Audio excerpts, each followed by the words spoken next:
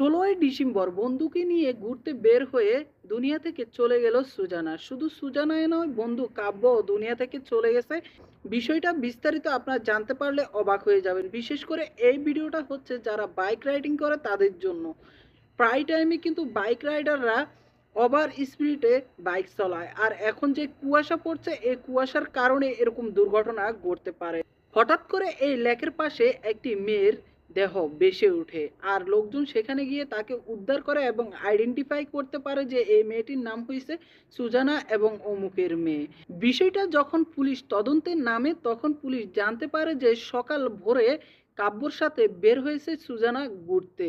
তাই সবাই কাব্যকে সন্দেহ করে এবং কাব্যর বাসায় যায় কাব্যকে ধরার জন্য, কিন্তু সেখানে গিয়ে দেখে যে কাব্য নিখোঁজ। কাব্যর মা বাবা কাব্য নিখোঁজের একটি জিডি করে রাখছে। তৎক্ষণিক টাইমে সবাই সন্দেহ করে যে